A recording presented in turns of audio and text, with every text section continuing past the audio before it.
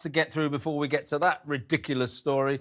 And first of all, an exclusive Talk TV investigation has revealed the shocking scale of the Home Office's failure to deport foreign offenders like Abdul Azidi, the alleged chemical attacker, who's still on the run. Still on the run after 7 or 8 days, I think it is now. There are thousands and thousands and thousands of migrants who've come here, broken our laws. Some of them have gone to prison. They've come out of prison and they're still here 5 years later. Just roaming around with all the freedoms of society. So just 3,577 foreign offenders were deported in the year ending September last year.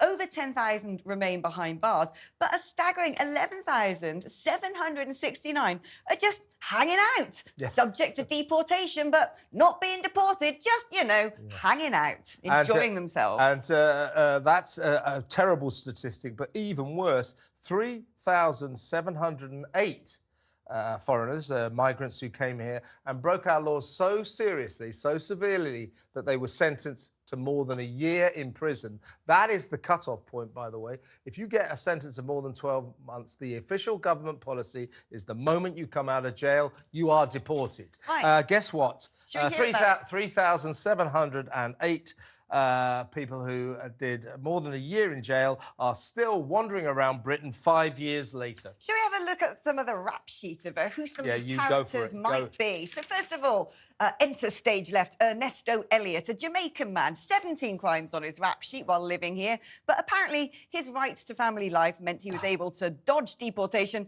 but then he went on to murder someone in 2021. Then, of course, you've got an Iranian paedophile. Can't live without those. Must keep them here. He persecuted back in convicted for 6 child sex offences, jailed for 5 years, not long enough in my opinion, in 2013. And despite being considered a danger to the public, he evaded deportation. Guess how? He found God. Oh, he converted to Christianity. Jesus was there. That's my favourite. That's my favourite. My second favourite is I committed a sex offence and therefore I'll be persecuted if I go home, because in my home country they don't like sex offenders. Well, I've got bad news for you, mate.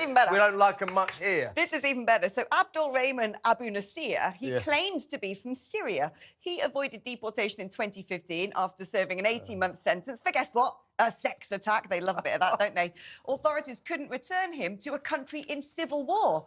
He wasn't even from Syria. He was from Egypt. And anyway, return them to that country in civil war. We don't care. By the way, Alex, the Home Office, which is in charge of this shambles, doesn't seem to understand government policy. A Home Office spokesperson told Talk TV, foreign national offenders have no right to be in the UK. That is simply not true, because if you are sentenced to a jail sentence that is less than a year, you can still stay. And if you are like Abdul Adizi, a offender who didn't go to jail, he was given a suspended sentence for his 2 sex attacks, then you are not automatically deported. You do technically have the right to be in this country. So what we're saying today, I think you'll agree, is stop all this. You come here, you break our laws, and you are deported. Simple as that. Whether or not you go to jail, you break the law